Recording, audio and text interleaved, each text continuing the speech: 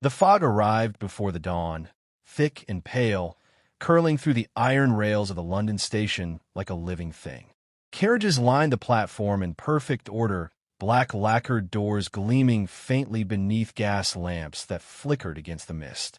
Horses stamped impatiently, their breath rising in soft clouds, while footmen moved with practiced precision, opening doors and calling destinations in low, respectful tones. Eliza Harrington clutched her gloves tightly, her heart racing faster than the wheels that would soon carry her away. She had never liked stations. There was something final about them, something that whispered of endings even when journeys were meant to begin. This morning, however, her unease was sharper. She was not simply traveling, she was running. Her aunt's voice still echoed in her mind, sharp and disappointed. "You'll go to Bath, Eliza. You will forget this foolishness. A girl who dreams beyond her station invites ruin." Eliza had nodded, as she always did, because arguing never changed anything. Yet inside her chest, something wild and desperate refused to be silenced. Bath meant safety, respectability, and a future carefully chosen by others. London meant scandal, risk, and a freedom she was not meant to want. She adjusted the simple green dress she wore, far plainer than the gowns she once imagined herself owning. The colors suited her, though she hardly noticed. Her thoughts were fixed on escape, not appearances. When the bell rang, signaling final boarding, panic fluttered through her like a trapped bird. "Bath! Final call for Bath," a porter announced. Eliza hurried forward, her boots clicking against the stone. The fog thickened suddenly, swallowing the platform in white. Shapes blurred, voices faded. She spotted a carriage door open ahead of her, a footman standing rigidly beside it, his face half hidden by the mist. Without slowing, without questioning, she stepped inside. The door closed behind her with a soft but decisive thud. Warmth surrounded her instantly, the scent of leather and polished wood filling her senses. The carriage interior was nothing like the modest compartments she was used to. Plush velvet lined the seats. Gold embroidery traced elegant patterns along the walls. A lantern glowed softly overhead, casting a golden light that made the space feel intimate, almost secret. Her breath caught. This was not right. Eliza turned sharply, reaching for the door, but the carriage jolted forward at that exact moment. The sudden movement threw her back against the seat. Outside, the sound of hooves and wheels drowned out her gasp. Panic surged. "This isn't," she whispered, her voice trembling. "Is there a problem, miss?" The voice came from the opposite seat. Eliza froze. She had been so distracted by her fear that she had not noticed she was not alone. Slowly, she looked up. The man sitting across from her was unlike anyone she had ever seen. He was dressed in dark, impeccable tailoring, every line of his coat precise, every detail understated yet unmistakably expensive. His posture was relaxed, but there was a quiet authority in the way he occupied the space, as though the carriage itself belonged to him by right. His face was sharp and composed, framed by dark hair brushed neatly back, his expression calm but curious. His eyes, however, were what held her. They were a cool shade of gray, observant and unreadable, yet not unkind. They studied her now with mild interest, as though her sudden appearance amused him more than it annoyed him. Eliza's throat tightened. She stopped, forcing herself to breathe. "I believe I've made a mistake." One dark brow lifted slightly. "A mistake," he repeated. "Yes," she said quickly. "This carriage, it isn't mine. I was meant to be traveling to Bath." A pause stretched between them, filled only by the rhythmic sound of wheels against track. "I see," he said at last. Relief fluttered in her chest. Surely he would order the carriage stopped. Surely this misunderstanding would be corrected before it became something worse. Yet he did not move. Instead, he leaned back slightly, folding his gloved hands together. "And yet," he said calmly, "we are already underway." Eliza glanced toward the window, where the fog rushed past, the station already disappearing behind them. "Then please," she said, struggling to keep her composure, You must have the driver stop at once. I'm afraid that won't be possible. Her heart skipped. Why not? Because, he replied evenly, this is not a public carriage. The words landed heavily.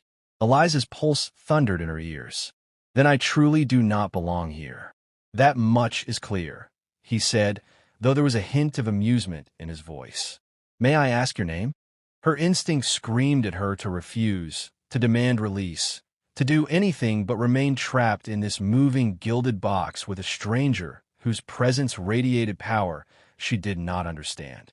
And yet something in his tone made lying feel impossible. Eliza Harrington, she said softly.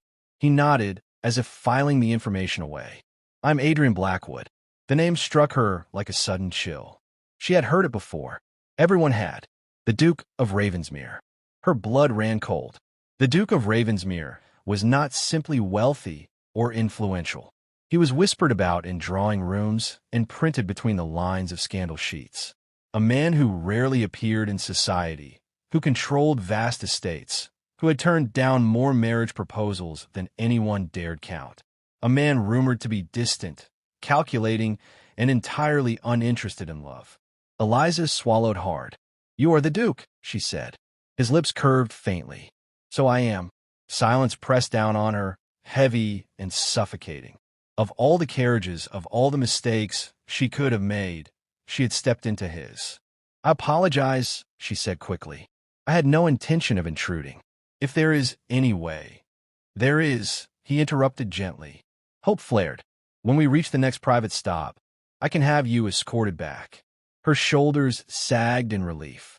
Thank you. However, he continued, that will not be for some time. Her relief faltered. How much time? His gaze flicked briefly to the window, then returned to her. Several hours. Several hours. Trapped. Alone. With a duke. Eliza folded her hands in her lap, willing them to stop trembling. She reminded herself that she was not a child, that she had survived far worse than awkward silences and uncomfortable situations. Still, the weight of his attention made her acutely aware of herself, of every breath and movement. You needn't look so alarmed, Adrian said, as if reading her thoughts. I have no intention of harming you. I know, she replied, though she was not entirely certain that she did. His gaze lingered on her face, thoughtful. You don't look like someone accustomed to making careless mistakes. The observation unsettled her. Today, she said quietly, is an exception. He studied her for a moment longer, then nodded. I find that exceptions are often the most interesting moments in a person's life. The carriage rolled on, carrying them farther from the station, farther from the life Eliza thought she understood. Outside, the fog began to thin, revealing stretches of countryside bathed in pale morning light. Eliza leaned back against the velvet seat, her thoughts racing. She did not yet know it, but this single misstep, this wrong carriage taken in haste and fear, had altered the course of her life. The journey she had intended to escape would now lead her somewhere far more dangerous than Bath, straight into the path of a man who would change everything. And Adrian Blackwood, Duke of Ravensmere, watched her in silence, already sensing that this unexpected passenger was no ordinary mistake. The carriage moved with steady confidence, as though it knew exactly where it was going, even if Eliza did not. The rhythm of the wheels against the tracks began to settle into something hypnotic, but her mind refused to rest. Every mile carried her farther from what was familiar and deeper into a situation she could neither control nor fully understand. Across from her, the Duke remained composed, his presence filling the space without effort. He had returned to gazing out the window, his profile sharp against the shifting light. Eliza studied him in cautious glances, noting the stillness with which he sat, the absence of nervous habits or idle movement. This was a man used to command, to certainty. She envied that certainty. You may relax, Adrian said suddenly, without turning. You are safe here. The words were simple, but they struck her with unexpected force. I am not accustomed to traveling unchaperoned, Eliza replied carefully, especially not in such distinguished company. A faint smile touched his lips. Society has taught women many fears. Not all of them are useful. She hesitated. Some are necessary. Perhaps, he conceded, but necessity should be questioned from time to time. Eliza looked down at her hands. They had stopped shaking, though tension still coiled tightly within her. You speak as though rules are optional. For some of us, he said, finally turning to face her, they are. Their eyes met again, and she felt that strange pull, the sense that he was seeing more than she intended to reveal. She straightened instinctively, lifting her chin. You must think me terribly foolish, she said. On the contrary, he replied. Foolish people rarely recognize their mistakes so quickly. The carriage slowed briefly as it curved along the track, sunlight streaming through the window in broken patterns. Eliza took a careful breath. May I ask, she said, where this carriage is taking you? To Ravensmere Estate, Adrian answered. Her heart skipped. Ravensmere was legendary, a vast northern estate rumored to be as cold and imposing as its owner. Few outside his inner circle had ever been invited there. That is quite far, she said. Yes, and I will be returned before then, she asked, hoping her voice did not betray her unease. He regarded her for a long moment. That is the intention. The pause before his answer unsettled her more than the words themselves. Silence fell again, heavier this time. Eliza turned toward the window, watching fields replace buildings, countryside unfolding in gentle waves. She wondered what her aunt would say if she knew where Eliza truly was at this moment. The thought almost made her laugh. Almost. The carriage door shifted slightly as the train rattled over uneven track. Eliza stiffened. You are truly very calm, she said suddenly. Most men would be furious to find an uninvited stranger in their private carriage. Adrian studied her with renewed interest. Most men, he said, are predictable, and you are not. No, he replied simply. She believed him. Time passed in quiet stretches, broken only by brief exchanges that felt oddly intimate despite their restraint. He asked her about Bath, and she gave vague answers. She asked about Ravensmere, and he gave even less. Eventually, the attendant knocked softly and opened the door, placing a silver tray between them. Tea steamed gently, filling the carriage with warmth. Eliza accepted a cup, her fingers brushing porcelain. Thank you. You are welcome. As she sipped, she felt some of the tension drain from her shoulders. The familiarity of the ritual grounded her. You don't seem surprised, she said, lowering the cup, by any of this.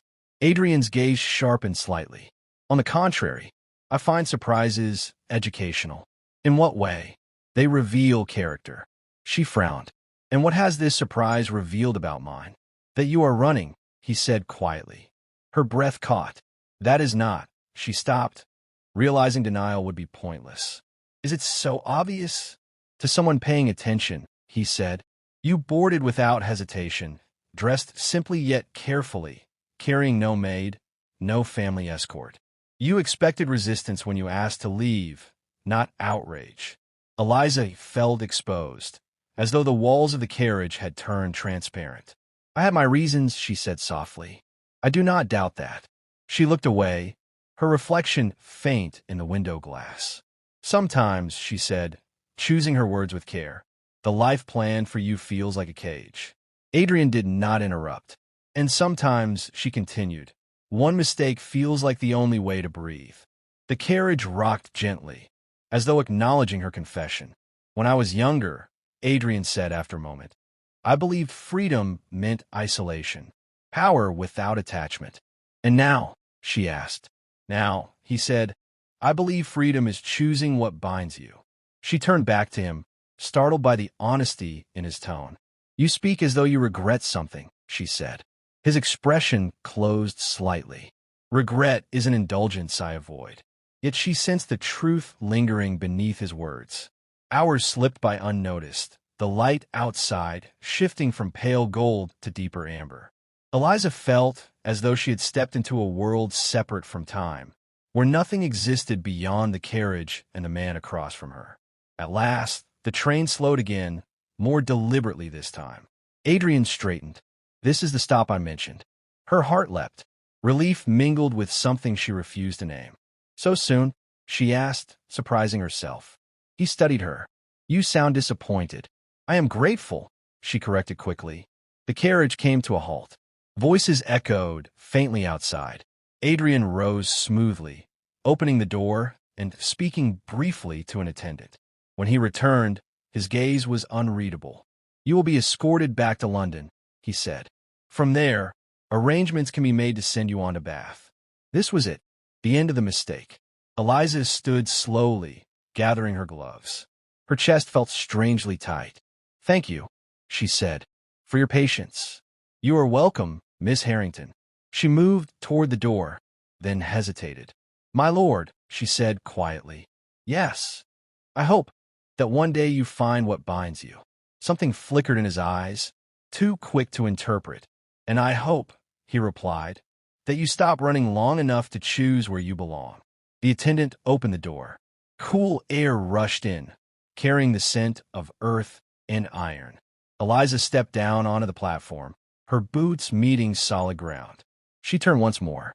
Adrian stood inside the carriage, watching her with an intensity that made her pulse race. Then the door closed between them, sealing the moment away like a secret. As the carriage began to move again, disappearing down the track, Eliza pressed a hand to her chest. She had escaped the wrong carriage, but she had not escaped the feeling that something vital had just slipped beyond her reach. And somewhere inside the darkened carriage rolling north, the Duke of Ravensmere found himself wondering when, not if, their paths would cross again. Eliza Harrington watched until the last trace of the carriage vanished beyond the bend of the track. Only then did she realize she had been holding her breath.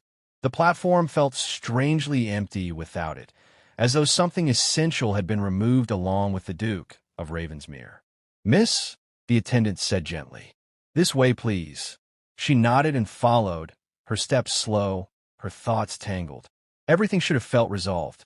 She had been returned, her mistake corrected, her reputation intact. And yet a quiet restlessness had taken root in her chest, growing heavier with every second that passed. The return journey to London blurred into a series of muted impressions. The hum of the train, the passing fields, the polite inquiries of strangers that she answered automatically. Her mind replayed fragments of conversation, the calm certainty in Adrian Blackwood's voice, the way his gaze had lingered as though she were a puzzle worth solving. By the time she arrived at her aunt's townhouse, evening had settled over the city. "You are late," her aunt said sharply, standing in the entryway like a judge awaiting confession. "There was a delay," Eliza replied, keeping her voice steady. Her aunt studied her closely. "You look unsettled." "I'm tired," Eliza said. Nothing more. The lie passed without challenge, but it tasted bitter on her tongue. She retreated to her room, closing the door behind her with a soft click. Only then did she allow herself to sink onto the edge of the bed, pressing her hands to her face. Adrian Blackwood. The name echoed in her thoughts like a distant bell. She had known, the moment he spoke it, that he would not be easily forgotten. Some people entered your life quietly and left without consequence. Others arrived like a sudden storm, altering the landscape forever. She had no way of knowing which he would be. Miles away, the Duke of Ravensmere stood alone in the drawing room of his estate, gazing into the fire as though it might offer answers. Ravensmere was exactly as Eliza had imagined it would be, vast, silent, commanding. Stone walls rose high around him, steeped in history and expectation. And yet, for the first time in years, the estate felt too large. "You are distracted," his steward said cautiously. Adrian did not look up. "Am I?" "Yes, my lord." The steward hesitated before continuing. "Shall I cancel tomorrow's appointments?" "No," Adrian replied. "Life does not pause for distraction." Still, when the steward left, Adrian remained by the fire, his thoughts returning to a woman who had stepped into his carriage by accident and into his mind by something far more dangerous. She had looked at him without fear, not truly. Cautious, yes. Intelligent. Alive. And beneath it all, desperate for something she could not yet name. He had seen that desperation before. In himself. Days passed. Eliza resumed her routine, but nothing felt quite the same. Bath was postponed. Excuses were made. Invitations arrived and were politely declined. At night, she dreamed of velvet-lined carriages and gray eyes watching her from the shadows. Then, one afternoon, a letter arrived. The envelope was thick, the paper expensive. No return address was written, but she knew the scent of the moment she touched it. Her hands trembled as she broke the seal. Miss Harrington, I hope this letter finds you well. Circumstances have reminded me that mistakes, once made, have a habit of seeking resolution. I will be in London briefly and would request the opportunity to speak with you. Publicly, if you prefer. Adrian Blackwood. Her heart pounded. There was no explanation, no demand. Just an invitation that felt less like a request and more like an inevitability. She folded the letter carefully, staring at it long after the words had settled in her mind. This was madness. Corresponding with a Duke-invited question she could not answer, risks she could not afford. And yet, refusing felt impossible. They met in a small public garden tucked between tall brick buildings, far from curious eyes, but not hidden enough to invite scandal. Eliza arrived early, pacing along the gravel path until she heard footsteps behind her. Miss Harrington. She turned. Adrian stood a few feet away, dressed simply but no less striking for it. There was no carriage this time, no velvet walls or golden lanterns. Only open air and the quiet rustle of leaves overhead. "My lord," she said, inclining her head. "Thank you for agreeing to meet me." "I was surprised," she admitted, "by your letter." "So was I," he replied. "I do not usually write them." They shared a brief smile, tentative but genuine. They walked slowly, side by side, neither quite ready to fill the silence. At last, Eliza spoke. "Why am I here?" Adrian stopped, turning to face her fully. "Because I dislike unfinished stories." Her pulse quickened. "And what story is that?" "Ours," he said plainly. The word hung between them. "We do not have a story," she said, though even to her own ears it sounded unconvincing. "Not yet," he agreed. "But we could." She looked away, watching a sparrow hop along the path. "You are a duke," she said softly. "I'm not foolish enough to ignore what that means." "And I am not blind to what you are," he replied, "which is why I asked to meet you openly."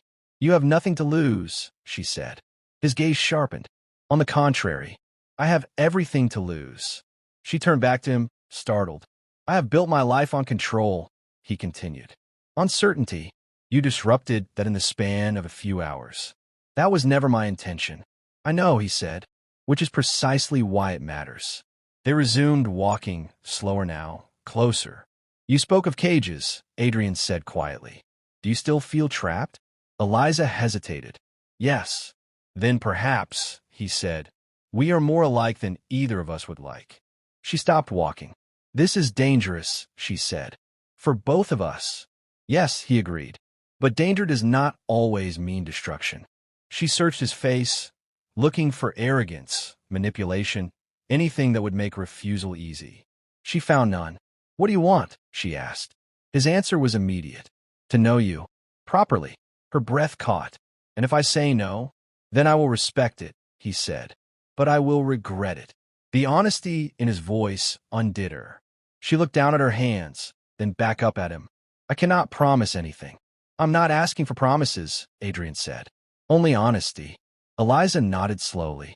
"Then be honest," she said. "This began with a mistake." "And perhaps," he replied, "it will end with a choice."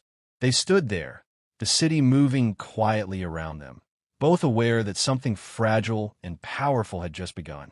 Neither of them yet understood how deeply this choice would cost them, but neither was willing to walk away. The weeks that followed unfolded with a careful rhythm, measured and deliberate, as though both Eliza and Adrian feared that moving too quickly might shatter something fragile between them. Their meetings remained public, always respectable, always within the boundaries society pretended could contain human feeling. They walked in gardens, attended small exhibitions, and spoke over tea in quiet corners of London where titles mattered less than conversation. To the outside world, it was nothing more than a duke showing polite interest in a young woman of decent family. To Eliza, It felt like standing at the edge of a cliff, aware that one wrong step could send her falling. Adrian, for his part, was different from any man she had known. He never pressed, never demanded explanations or confessions. Instead, he listened, truly listened. When she spoke of books she loved, he remembered their titles. When she mentioned places she wished to see, he asked why, not when. It was unsettling, being seen so clearly.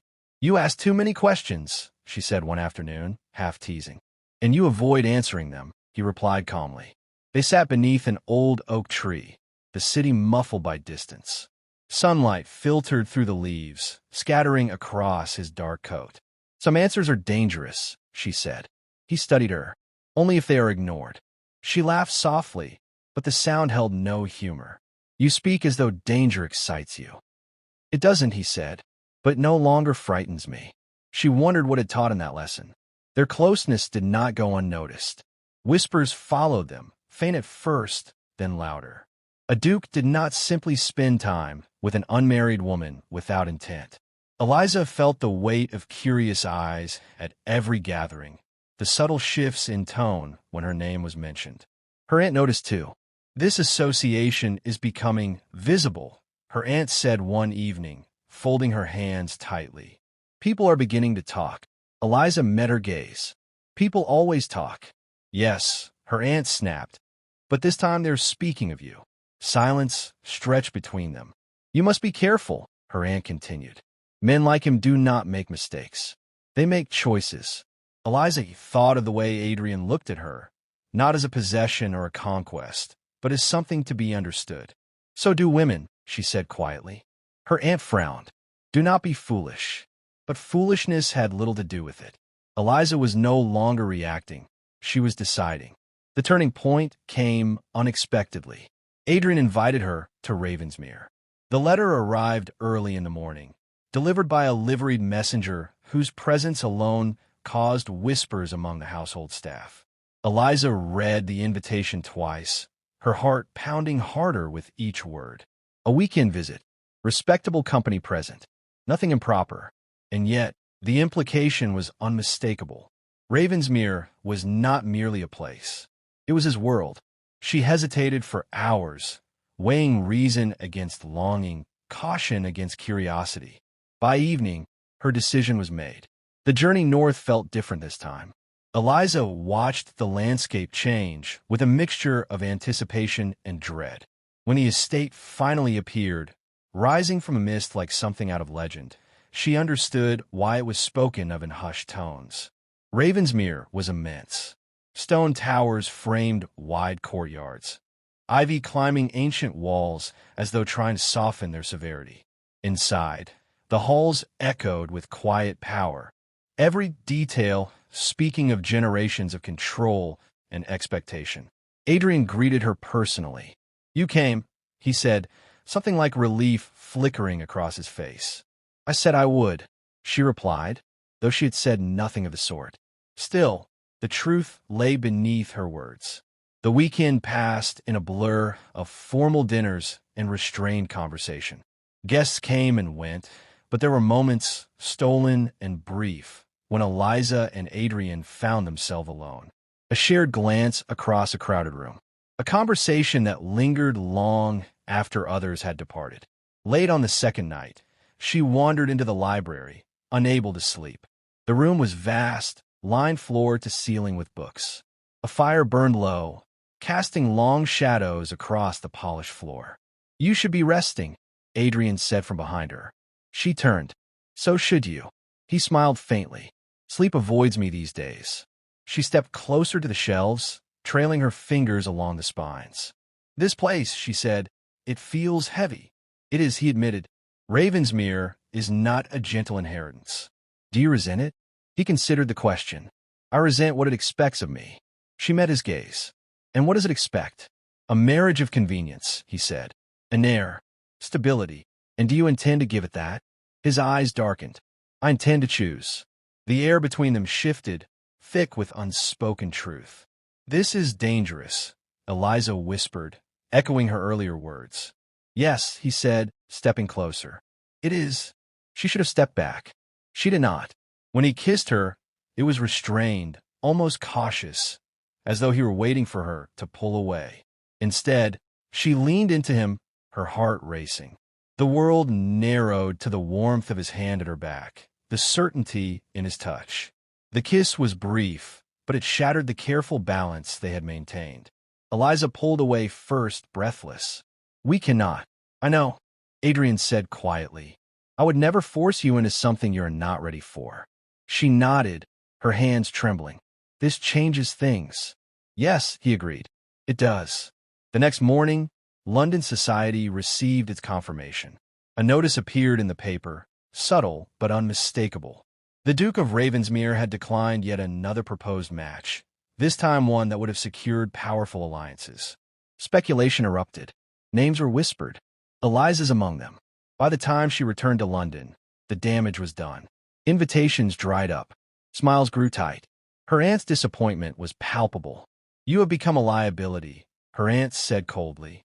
"To yourself and to us." Eliza felt the sting of the words, but she did not retreat. "I have become honest." That night, Adrian's letter arrived. "We can no longer pretend this is harmless. I will not hide you, and I will not ask you to hide from me. If you choose to walk away, I will accept it. But know this, the cost will be real whatever you decide." Eliza stared at the page long after the candle burned low. For the first time, the choice before her was clear. Safety, reputation, and a future defined by others. Or uncertainty, scandal, and a man who saw her as more than a role to be played. She folded the letter carefully, her decision forming not in fear, but in resolve. Whatever the cost, she would not return to the cage. And in choosing him, she would soon learn that love, like power, demanded its own sacrifices. Eliza did not sleep that night. Adrian's letter lay folded on the bedside table. Its words burned into her thoughts. Every possible future unfolded in her mind, each one demanding a different version of herself. She had spent her life being careful, choosing the path that caused the least disruption. Now, disruption was unavoidable. At dawn, she made her decision. She wrote back with steady hands, though her heart raced with every word. "I choose honesty. I choose what frightens me more than safety. If there's a cost, I will pay it willingly." She sealed the letter before doubt could interfere. The response came faster than she expected. By the end of the week, Adrian appeared at her aunt's townhouse, unannounced but entirely unapologetic. His presence alone shifted the atmosphere of the house, servants moving with heightened awareness, whispers trailing behind him like shadows. "I would like to speak with you," he said to her aunt, his tone courteous but immovable. Eliza waited in the sitting room, her pulse hammering. When they returned, her aunt's expression was tight, controlled. "He intends to court you," her aunt said flatly. "Publicly."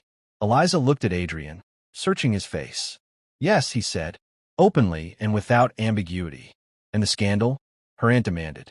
"There will be talk," Adrian replied. "There always is. But I will not allow her reputation to be destroyed by speculation." Eliza's breath caught. No man had ever spoken of her as something to be protected rather than managed. Her aunt studied him for a long moment.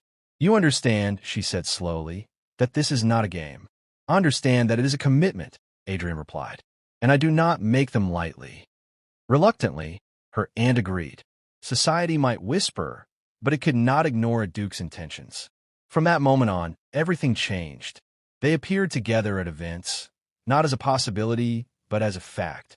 Adrian's attention was unmistakable, his presence constant. Some welcomed the shift, eager to align themselves with power. Others recoiled, offended by his refusal to follow expectation. Eliza felt the weight of it all keenly. Every glance carried judgment, every conversation a hidden test. Yet through it all, Adrian remained steady, offering quiet reassurance without overshadowing her. "You do not need to prove anything," he told her after one particularly exhausting evening. "I feel as though the entire world is watching me," she admitted.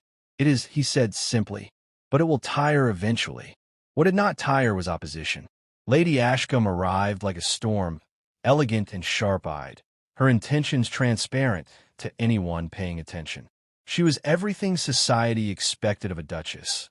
Well-born, impeccably connected, and entirely convinced that Ravensmere should belong to her. "You are charming," Lady Ashcombe said to Eliza with a smile that did not reach her eyes. "But charm fades." Eliza met her gaze calmly. "So does entitlement." Adrian watched the exchange with something like pride.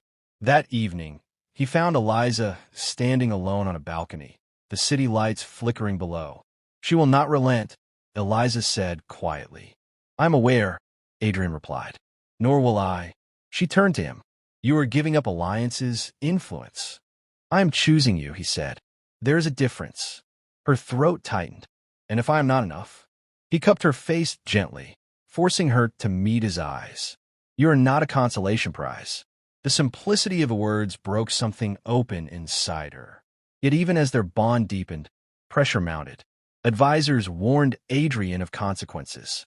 Family members expressed thinly veiled concern. Letters arrived daily, urging reconsideration. The final test came at a grand gathering hosted by the Duke himself, an event designed to settle rumors once and for all.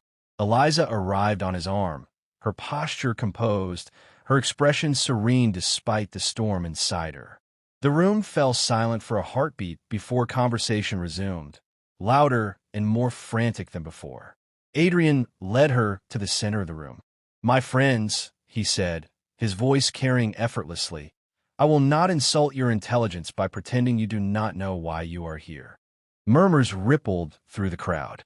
"I intend to marry," he continued, "and I intend to choose my wife." The silence that followed was absolute. Eliza felt the world narrow to the sound of her own heartbeat.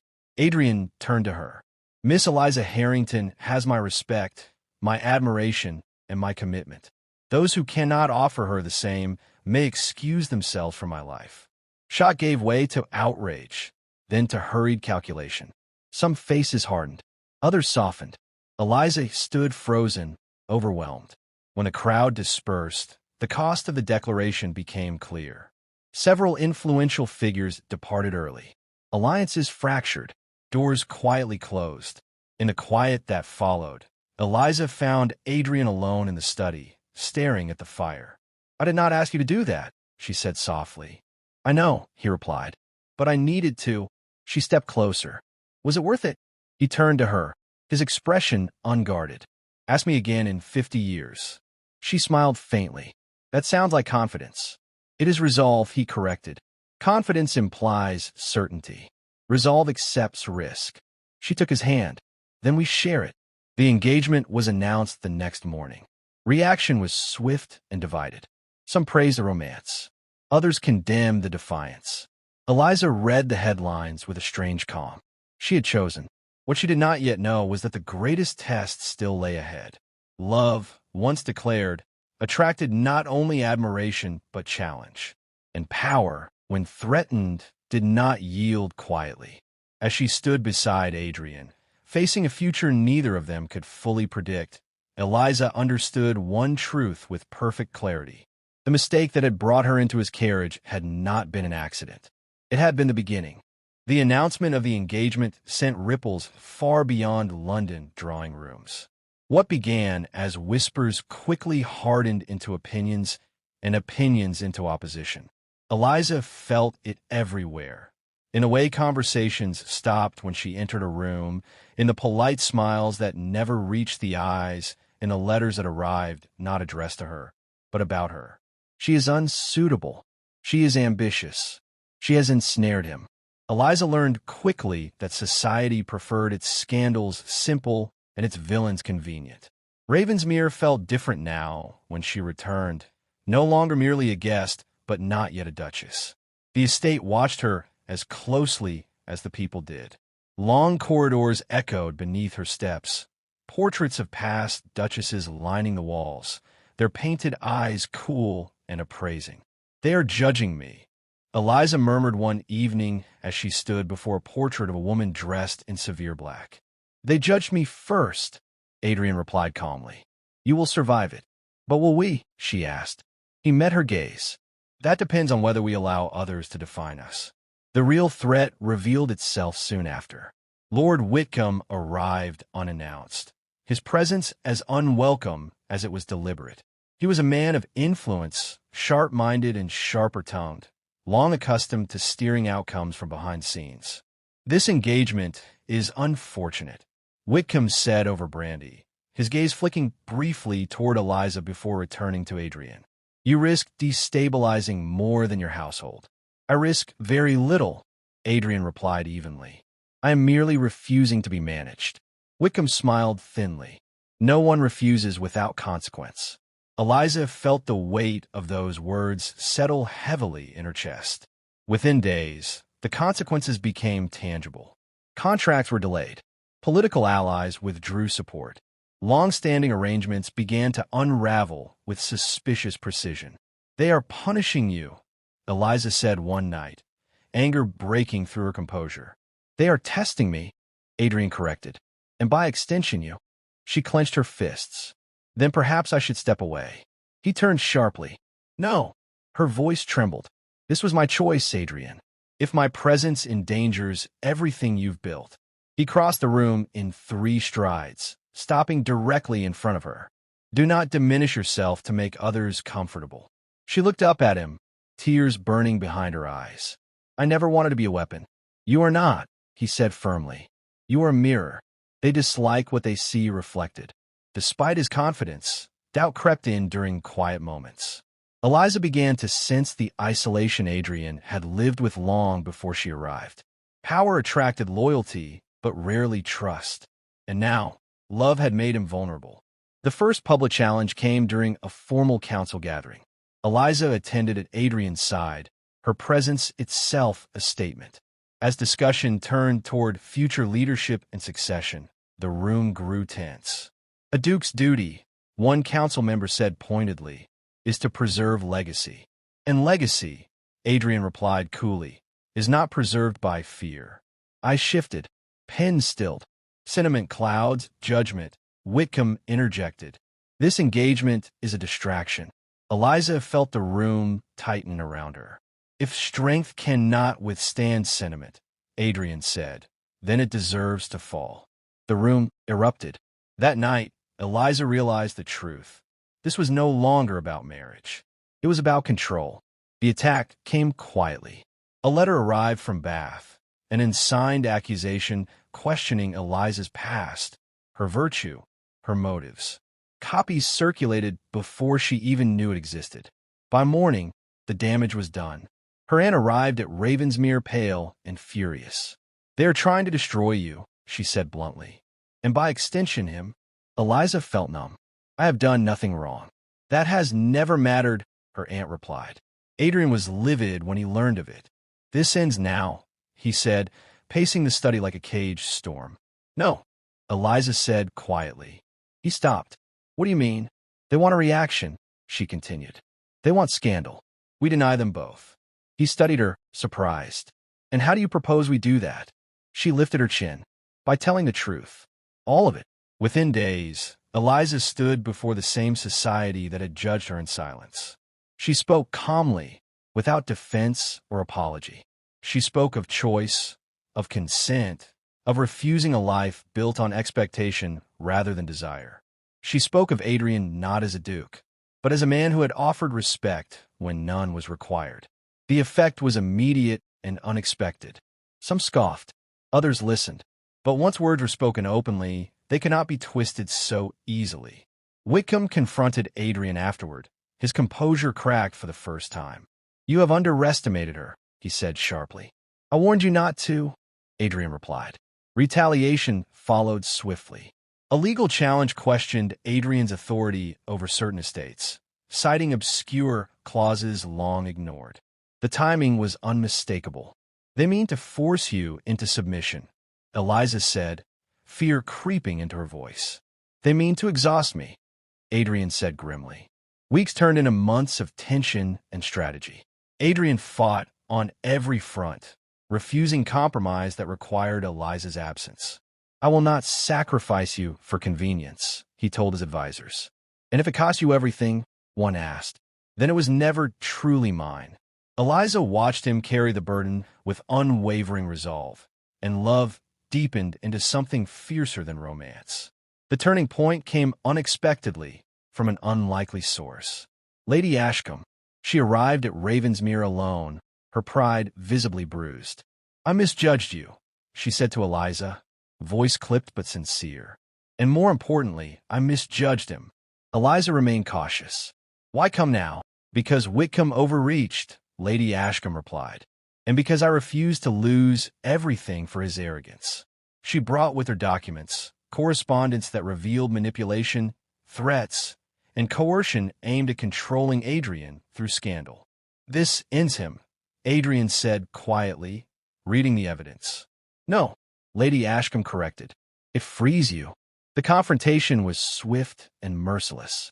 Whitcomb's influence collapsed under the weight of his own schemes. Allies vanished. Accusations turned inward. Society shifted again, as it always did. When the dust settled, Ravensmere stood intact. But the cost had been real. One evening, Eliza found Adrian alone on the terrace, staring out into the dark. "It's over," she said softly. "Yes," he replied, "and yet I feel changed." She stepped beside him. "So do I." He took her hand. "They will never stop watching." "I know," she said, "but they will never control us." He looked at her then, truly looked, as though seeing the future reflected in her eyes. "You are stronger than any title," he said. She smiled faintly. "You taught me that." As the wind moved through the gardens below, carrying the scent of earth and stone, Eliza understood something vital. Power could be challenged. Reputation could be rebuilt. But the courage to choose, to stand unyielding in the face of expectation, that was rare. And it was theirs.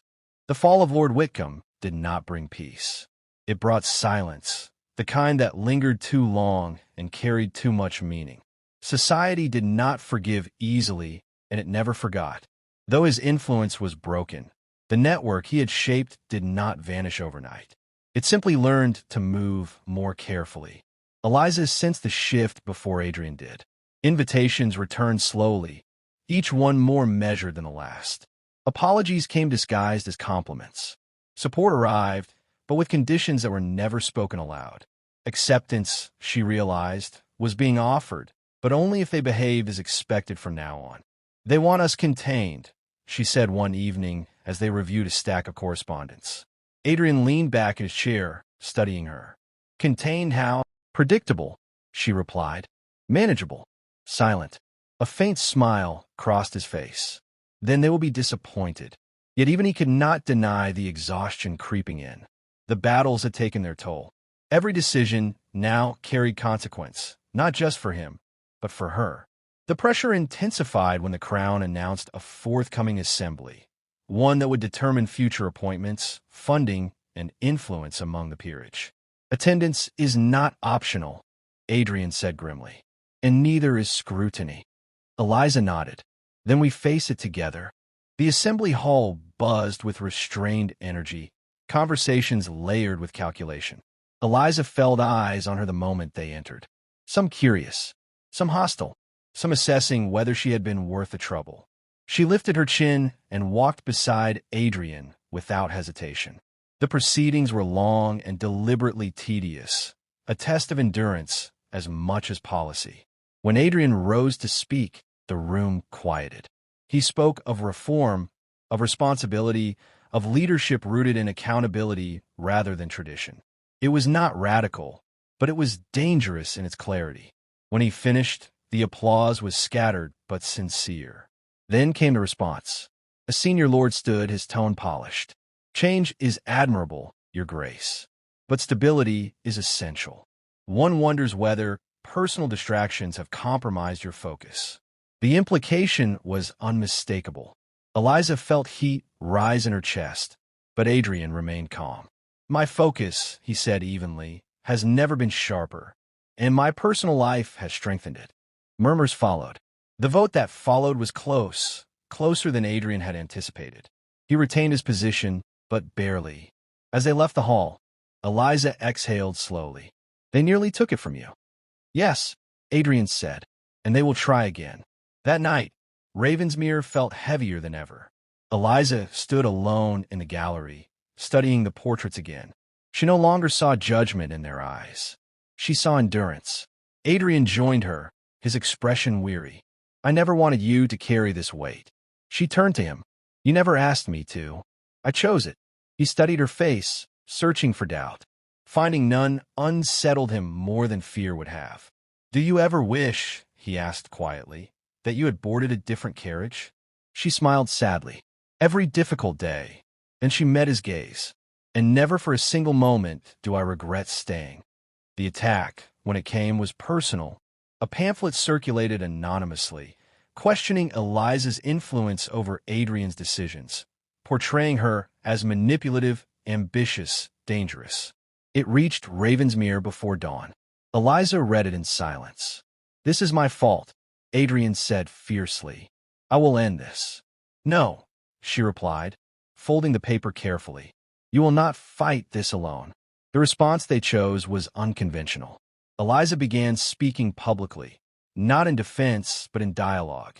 She attended charitable forums, educational gatherings, discussions where power rarely bothered to appear. She spoke without title, without protection, without pretense. People listened. They saw not a schemer, but a woman with conviction. Adrian supported her without overshadowing her, allowing her voice to stand on its own. Slowly, perception shifted, not universally, never completely, but enough. The most difficult moment came quietly, without spectacle. Eliza received a letter from Bath.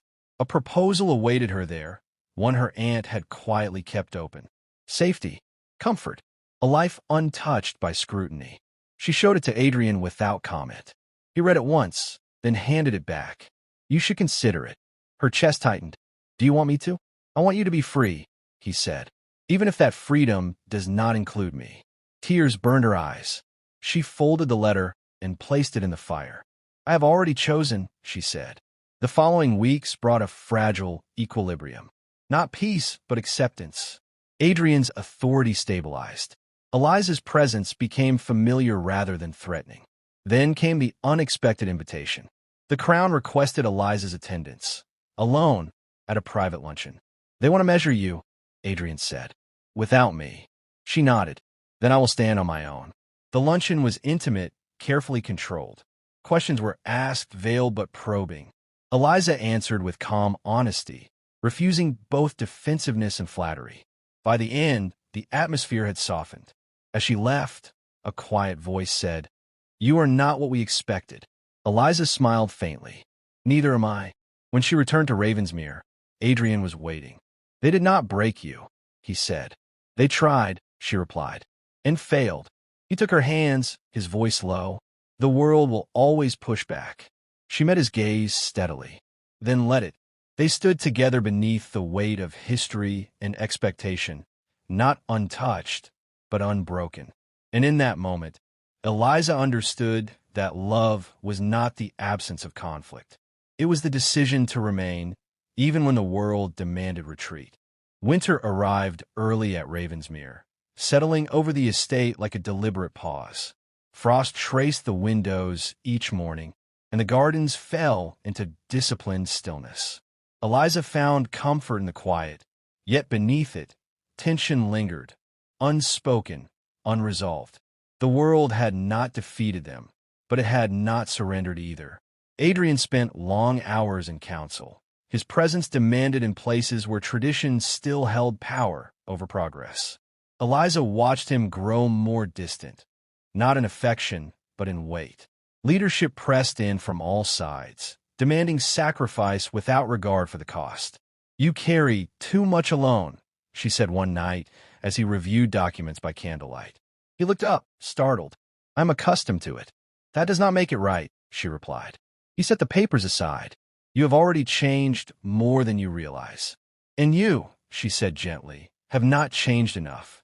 The words lingered between them, heavy but necessary. The truth was unavoidable.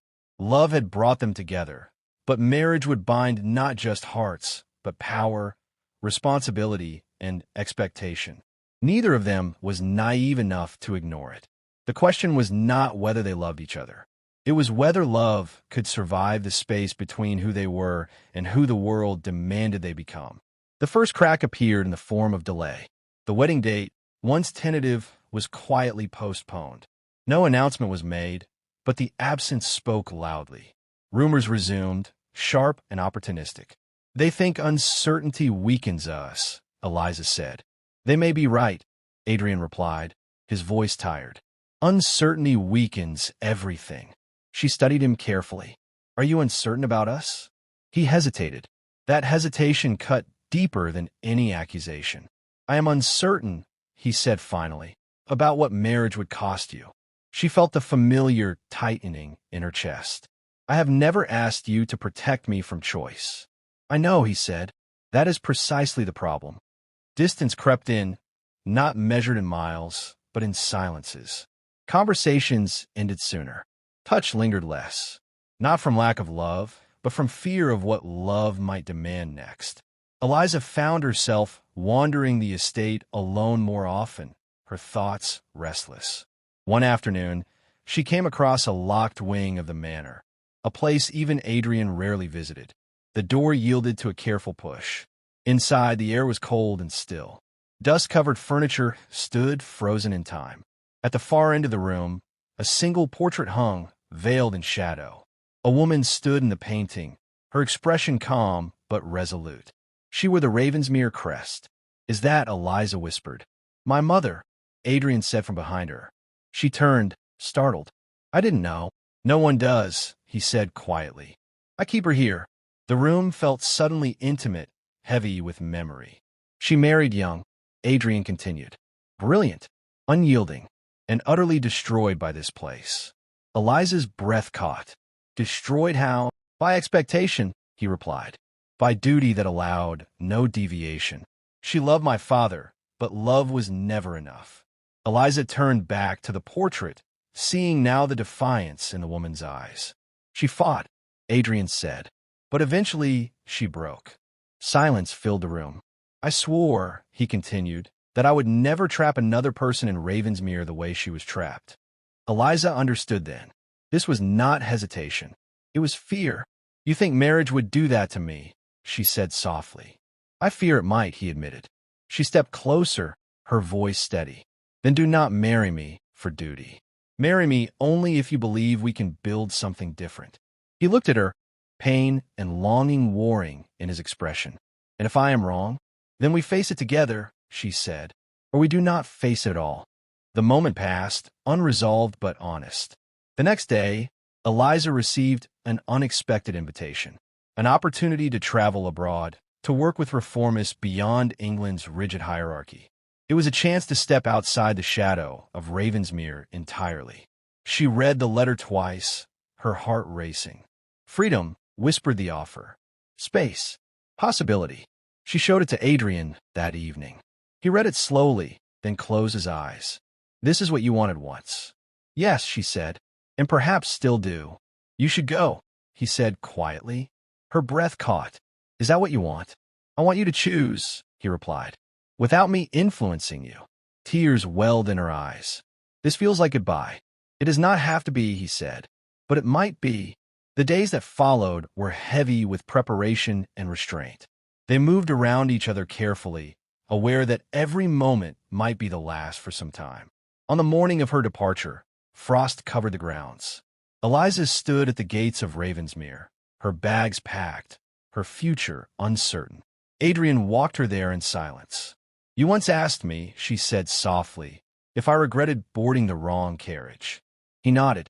"I do not," she continued, "but I also do not regret choosing myself." He reached for her hand. "That is why I love you." She leaned in, resting her forehead against his. "If we survive this," she whispered, "it will be because we allowed each other to be free." He kissed her then, not with desperation, but with reverence. As the carriage pulled away, Eliza looked back only once. Adrian stood unmoving, a solitary figure against the stone gates, watching her leave not as a loss, but as a promise. And in the space between power and promise, both of them would learn whether love could endure without possession. The sea stretched endlessly beyond the railing, a vast expanse of moving steel blue under a pale winter sky. Eliza stood on the deck of the ship, her coat pulled tightly around her, the wind tugging at loose strands of her hair. Each mile carried her farther from Ravensmere, farther from Adrian, and deeper into a silence she had not anticipated. She had expected freedom to feel light. Instead, it felt like weight redistributed. The days aboard the ship passed slowly. Conversations were polite, purposeful, and distant. Eliza immersed herself in reading, in planning, in the structure of the work she would soon begin. Yet at night, when the sea quieted and the world narrowed to darkness and stars, her thoughts returned to him. She wondered if he stood at the windows of Ravensmere as often as she imagined, watching weather change and history press in from all sides. Adrian found the estate unbearable in her absence. Ravensmere had always been quiet, but now the silence echoed. Every room carried her imprint. A book left on a table, a chair turned slightly toward the fire, a memory too recent to dull. He buried himself in work, in meetings and correspondence, yet nothing filled the space she had left behind. "You have lost your balance," his steward observed one evening.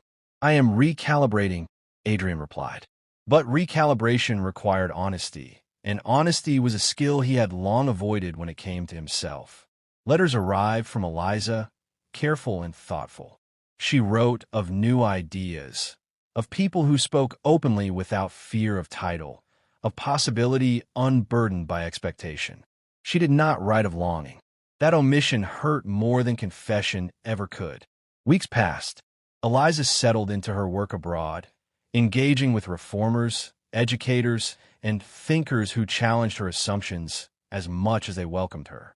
She spoke freely, learned relentlessly, and felt herself expand beyond the version of herself shaped by London society. And yet, each success carried a quiet ache.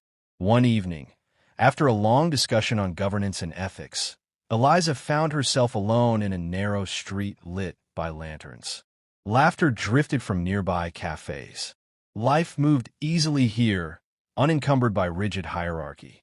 She should have felt complete. Instead, she realized the truth she had been avoiding. Freedom had not replaced love. It had clarified it. The letter she wrote that night was different. She did not ask for reassurance. She did not apologize for leaving. She simply told him what she had learned, that she was stronger than she had believed, that she no longer feared being consumed by Ravensmere, and that she wanted him, not as a refuge, but as a choice renewed. Adrian read the letter by firelight, his expression unreadable. He read it twice, then a third time, before setting it aside with trembling hands. For the first time, he allowed himself to imagine a future not shaped by defense. He realized then what had been missing all along. He had mistaken protection for love. The reckoning came swiftly. Adrian summoned his advisors, announcing changes that stunned them. He delegated authority long held personally, dismantled systems that relied on his isolation, and restructured his role within the estate. "You are relinquishing control," one protested. "I am redefining it," Adrian replied. Resistance followed, but he did not waver. At the same time, he began preparing Ravensmere for transformation, not for Eliza's return, but for the possibility of partnership. Eliza, unaware of the full extent of his actions, felt a shift in herself as well. The work abroad no longer felt like escape. It felt like preparation. The distance had stripped away illusion, leaving clarity in its wake. When the invitation arrived, this time from Adrian, it carried no urgency, no demand. "Come home, if you wish." Not to Ravensmere as it was, but to what it might become. No expectations, no obligation.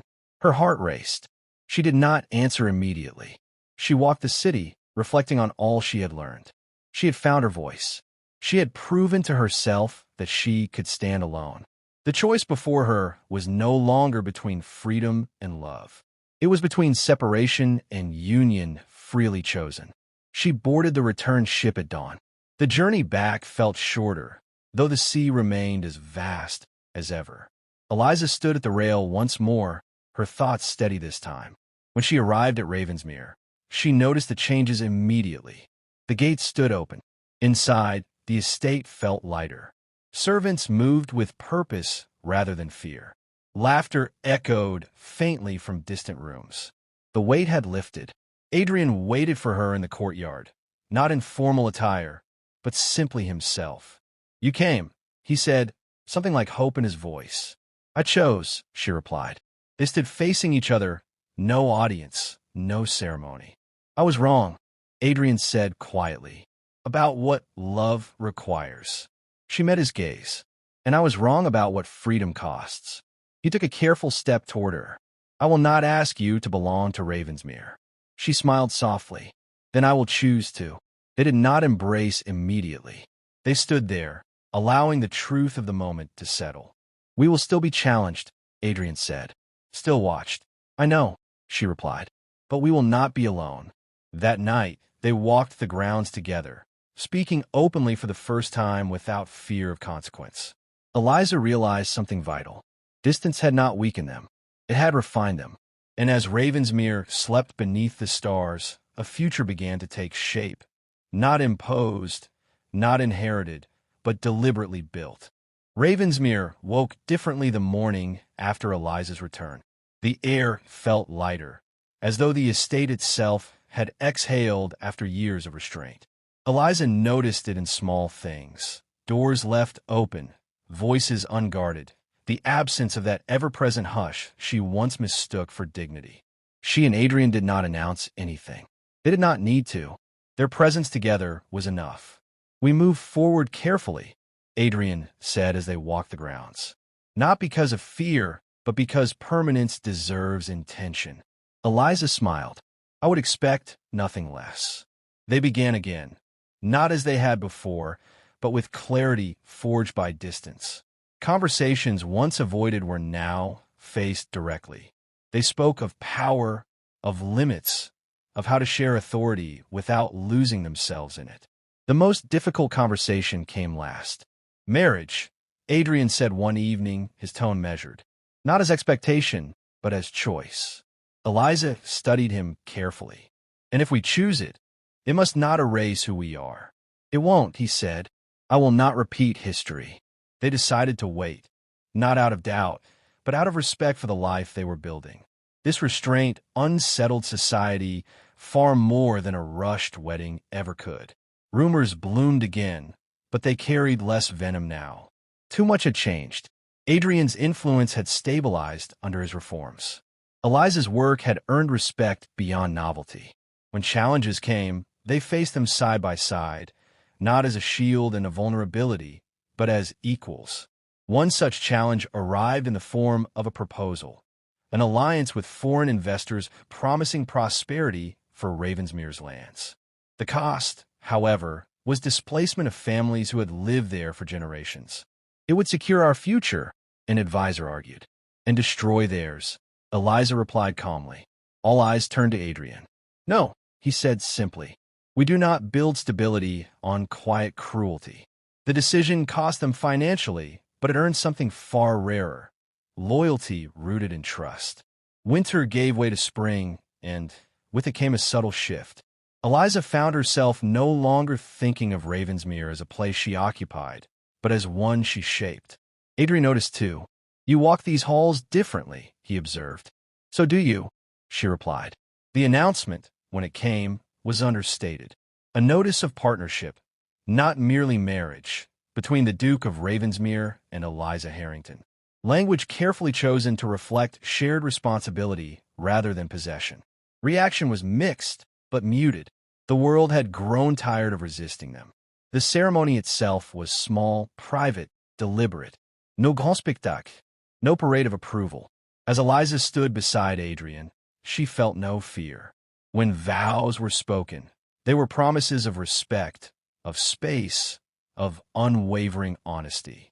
And when the moment passed, it did so without thunder.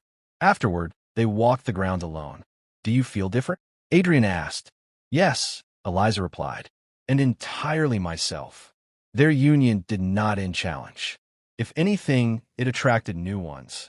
A political faction sought to undermine Adrian's reforms by framing Eliza as the unseen power behind them. Pamphlets appeared again, subtler this time. Eliza laughed when she saw them. "They are afraid," she said. and fear grows predictable. Rather than retreat, she stepped forward, addressing assemblies openly, publishing essays on shared governance, speaking not as a duchess, but as a citizen. Adrian supported her publicly and privately, never once claiming her voice as his own. Together, they became something unexpected, not untouchable, but undeniable. One evening, as they sat overlooking the estate, Adrian spoke quietly. "You once told me the mistake that brought you into my carriage changed your life." "Yes," Eliza said. "And now?" She thought for a moment. "Now I know it wasn't a mistake." He took her hand. "Nor was letting you go." The world beyond Ravensmere continued to shift, restless and demanding. But within its walls, something enduring had been built. Not a fortress, a foundation. And as the stars emerged overhead, Eliza understood that love, when chosen freely, did not bind. It anchored. Stability, Eliza learned, was never silent. It hummed beneath the surface, challenged constantly by those who mistook openness for weakness. Ravensmere had become visible in a new way, not hidden behind tradition, but exposed by intention. An exposure invited testing. The first sign came quietly. A misfiled document, a delayed shipment, small disruptions, easily dismissed as coincidence. Adrian noticed them immediately. "Someone is measuring our response," he said one evening. Eliza nodded. "They always do." The opposition was no longer crude. It had evolved. Those who resisted reform had learned subtlety, and subtlety was far more dangerous. Meetings grew tense. Old allies hesitated. Questions once settled resurfaced under the guise of concern. Eliza felt the pressure keenly. As visible as she had become, she was now a symbol as much as a person. "Do you regret stepping forward?" Adrian asked her quietly after a particularly charged assembly. "No," she replied without hesitation. "But I understand the cost now." The cost arrived in the form of a formal inquiry, an investigation into Adrian's restructuring of estate governance. Officially neutral, in reality, strategic. "They are hoping to isolate you," Eliza said. "If they remove your credibility, the reforms collapse. And if they remove yours," Adrian replied, "they discredit the partnership." They prepared carefully, dividing responsibilities, refusing to react emotionally. Transparency became their strongest defense. Eliza opened archives, published records, invited scrutiny. The move shocked their critics. "You are giving them weapons," an advisor warned. "No," Eliza said calmly. "I am removing secrecy." The inquiry stretched on, weeks filled with depositions and quiet tension. Through it all, Ravensmere remained steady. The people watched closely. Then came the personal blow. An anonymous letter reached Eliza, accusing her of manipulation, of ambition disguised as virtue. The language was venomous, intimate. Adrian found her reading it by the window, her expression unreadable. "They want to remind me where I came from," she said softly, as if I forgot. He took the letter and burned it without comment. "You are not alone in this," he said. "I know," she replied. "That is why it frightens them." The inquiry concluded without finding wrongdoing. Publicly, it was a failure for their opponents. Privately, it was a warning. Pressure increased elsewhere: social exclusion, political maneuvering, whispered doubts. It would have been easier to retreat into privilege. They chose the opposite. Eliza began traveling more frequently, meeting communities affected by policy firsthand. Adrian followed where necessary, stayed behind where not. They trusted each other. That trust was tested one night when Eliza returned late from a visit to a remote village. She was unusually quiet. "They asked me something today," she said finally. "What?" Adrian asked. "If I would continue this work without you." He did not interrupt. "I told them yes," she said. "And then I realized what they were really asking. Whether your strength depends on me." Adrian said, "Yes." "And what did you answer?" "That I choose you," she said. "But I do not need you to stand." He smiled faintly. "Good." The moment marked something important. Their bond had matured beyond reassurance. The next challenge came not from outside, but within Ravensmere itself. A trusted administrator was exposed for siphoning funds, an act rooted not in greed, but resentment. I gave everything to this place, the man said when confronted, and suddenly it no longer recognizes me. Eliza listened carefully. This place is changing, she said, but it is not erasing you. Justice was served, but without spectacle. The message was clear. Accountability was not abandonment. Spring turned to summer. The estate thrived, not because it was untouched by conflict, but because it faced it openly. One evening, after a long day, Eliza stood on the same balcony where she had once questioned her place. "You seem lighter," Adrian observed. "I am," she said. "I stopped trying to prove myself." "And started?" he asked. "Simply being." They had not defeated opposition. They had outgrown it. And that, Eliza realized, was far more dangerous to those who relied on control. By summer's height, Ravensmere no longer felt like a fortress of tradition. It felt like a living thing, adapting, resisting, learning.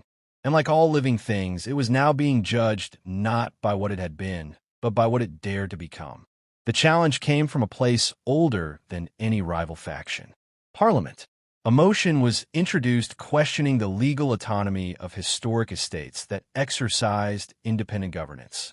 Ravensmere was not named directly, but everyone understood the target. "They are not attacking us," Adrian said grimly. "They're attacking the idea that legacy can evolve." Eliza read the proposal carefully. "They want to freeze history," she said, "because frozen things don't argue back." The implications were severe. If passed, the motion would strip Ravensmere of authority over its land reforms, placing decisions in distant hands unfamiliar with its people. "It would undo everything," Adrian said. "Or force us to defend it," Eliza replied. "The defense required strategy, not outrage." Eliza suggested something radical. "Let them question us publicly." Adrian looked at her sharply. "You mean invite scrutiny again?" "Yes," she said, "but this time on our terms." They petitioned for a formal hearing, requesting to present Ravensmere as a case study, not of defiance, but of responsible autonomy. The request was controversial. Some allies urged silence. Others warned of humiliation. Eliza remained calm. "If our work cannot survive daylight, it does not deserve to last." The weeks leading to the hearing were intense. Documents were prepared, testimonies gathered. People from Ravensmere's villages volunteered to speak. Farmers, teachers, workers whose lives had tangibly improved. Adrian watched it unfold with quiet awe. "They believe in this," he said. "They believe in being heard," Eliza replied. The day of the hearing arrived under a sky heavy with clouds. The chamber was crowded, anticipation thick. Eliza stood beside Adrian, not behind him. Questions came sharply. "Do you deny that Ravensmere operates beyond traditional oversight? Do you claim exemption from national authority? Is this not simply privilege repackaged as reform?" Adrian answered where history was required. Eliza answered where humanity was questioned. "We do not reject oversight," she said clearly. "We reject indifference." Murmurs rippled through the chamber. One official leaned forward. "And what happens when Ravensmere outlives you?" Eliza paused, then smiled slightly. "Then it should be strong enough to challenge itself." That answer lingered. Testimonies followed. Not polished speeches, but lived truth. A school rebuilt. Land redistributed fairly. Decisions made transparently. The hearing ended without resolution, which was a victory. Outside, reporters pressed forward. Eliza declined statements. Adrian gave one sentence. "Legacy is not preserved by fear." The aftermath was quieter than expected. The motion stalled. Debate fractured. More importantly, the narrative shifted. Back at Ravensmere, life resumed with cautious optimism. But something had changed in Eliza. That night, she sat alone in the library, surrounded by records of the estate's past. Generations of decisions, mistakes, triumphs. Adrian found her there. "You're thinking about the future," he said. "I'm thinking about succession," she replied. He frowned. "Already?" "Yes," she said gently. "Because if we wait too long, we risk building something that depends on us." The idea unsettled him. "You want to plan for a world without us," he said. "I want to ensure the world we're building doesn't collapse when we're gone." They spoke long into the night about structures, education, mentorship, about creating systems that trained leaders rather than crown them. It was the most difficult conversation yet, because it required letting go. The next months were devoted to that vision. Councils were expanded, youth programs established, authority intentionally decentralized. Some resisted. "You are weakening your position," an old ally accused. "No," Adrian replied. "I am proving it isn't fragile." Eliza felt the strain more personally. Her visibility had grown again. Invitations arrived from abroad, offers of roles far beyond Ravensmere. One in particular caught her attention, a proposal to lead an international reform council. "It would take you away," Adrian said quietly. "Yes," she admitted, "for long periods." Silence stretched between them. "I won't ask you to stay," he said at last. She looked at him. "I don't want to leave you behind." "You wouldn't," he said. "You'd be expanding what we started." The decision was not immediate. Days passed. Eliza walked the estate, spoke with those she trusted, listened more than she talked. Finally, she returned to Adrian. "I will accept," she said, "but only if Ravensmere no longer needs me to function." He smiled, pride and sadness mingled. "Then we've done our work well." As summer faded toward autumn, Eliza prepared to step into a role larger than the estate. Ravensmere did not resist. It stood, and for the first time, Eliza understood that true legacy was not being remembered. It was being unnecessary. Autumn arrived without ceremony. Leaves turned along the long roads of Ravensmere, gold and rust falling where tradition once clung stubbornly to green. Eliza noticed the change the way one notices a quiet truth, inevitable, beautiful, and slightly painful. Her departure was no longer abstract. It had weight now. The council chambers were full the morning she announced her acceptance of the international post. Faces reflected pride, concern, and something deeper, recognition. "You taught us to speak," one young representative said. "Do not think we will fall silent." Eliza smiled, but the words struck harder than she expected. That afternoon, she and Adrian walked the outer grounds in silence. The wind carried the scent of earth and distance. "You are not leaving Ravensmere," Adrian said at last. "You are carrying it outward." She stopped walking. "And you are not staying behind," she replied. "You are holding the center." They had learned to name truth plainly. Preparations unfolded quickly. Authority was formally redistributed. Final frameworks approved. Eliza stepped back deliberately, resisting the instinct to intervene. It was harder than facing opposition ever had been. At night, doubt crept in. What if absence weakened what presence had built? On her final evening before departure, Eliza returned to the first room she had ever occupied at Ravensmere. The windows were open. The past felt near, but no longer heavy. Adrian joined her there.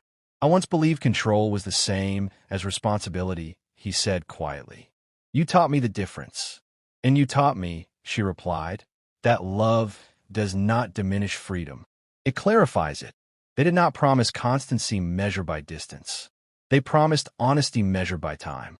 The farewell was private. No speeches, no witnesses. Eliza left at dawn. The world beyond Ravensmere was larger, louder, less forgiving. Her new role demanded resilience on a different scale. Negotiations spanned cultures. Crises unfolded without patience. And yet, she felt prepared, because she no longer feared being alone. Adrian remained at Ravensmere, now a steward rather than a sentinel. He listened more than he spoke. The estate thrived under shared leadership, imperfect but alive. Letters passed between them, not daily, but faithfully, not romanticized, but real. They spoke of failures as often as success. Months turned. Change proved durable. One winter evening, Adrian received a message from Eliza written in an unfamiliar tone. Not reflective. Urgent. The council faced collapse. Political pressure threatened to fracture alliances built on fragile trust. "I may need to step back," she wrote, "and I don't know if that will be failure or wisdom." Adrian read the words slowly. Then he wrote back, "Return if you must. Stay if you choose. Your worth is not proven by endurance alone." The response steadied her. Eliza stayed. The council survived, not intact but honest. Reform rarely arrived whole. When she finally returned to Ravensmere months later, it was unannounced. She walked the estate quietly, observing what no longer depended on her presence. Children debated policy in a schoolroom once reserved for servant silence. Councils argued openly. Adrian stood among them, not above. He saw her across the courtyard and did not move at first. Neither did she. Some things did not require rushing. That evening, as they walked together beneath bare branches, Eliza spoke softly. "It worked," she said. "Yes," Adrian replied. "Because we let it." They stood still. "What now?" she asked. He smiled. "Now we live.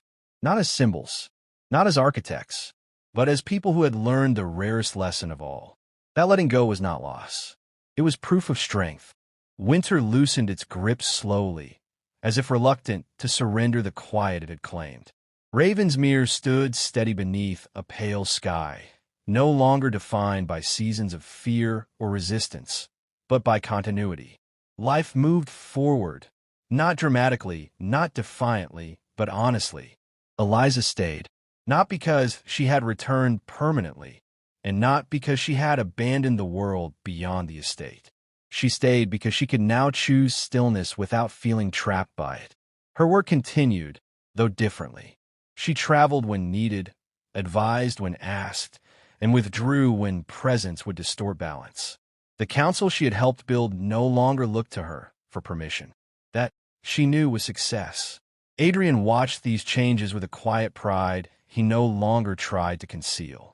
He had learned to lead without centrality, to guide without gravity, pulling everything inward. One morning, as frost clung to the fields, he joined Eliza at the edge of the estate where the land met the villages. "Do you ever miss who we were?" he asked. She considered the question carefully. "I miss the certainty," she admitted, "but not the cost." They stood there in silence, the kind that no longer demanded explanation. Ravensmere had become a place of argument and agreement, of slow progress and necessary mistakes. Not everyone was satisfied.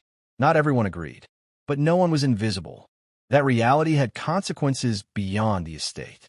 Other regions began to experiment, cautiously at first, with similar models.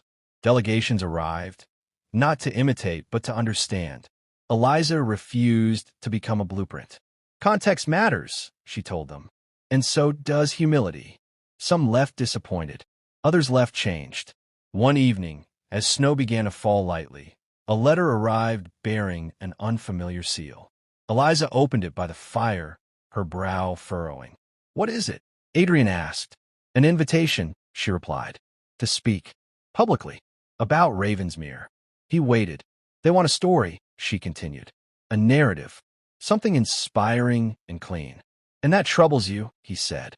"Yes," she replied, "because this was never clean." She declined the invitation. Instead, she wrote an essay, uncommissioned, unpolished, unflattering in places. It spoke of error, of resistance, of fear disguised as tradition. It spoke of love without romance, of leadership without dominance, of legacy without permanence. She published it quietly. It spread anyway, not because it was triumphant, but because it was true. Spring arrived almost unnoticed. Snow melted. Green returned. Ravensmere breathed again. One afternoon, Eliza found Adrian in the old archive room, sorting through documents marked for preservation. "What are you doing?" she asked. "Deciding what to keep," he replied, "and what to let rest." She joined him. They worked in companionable silence, aware that memory, like power, required intention.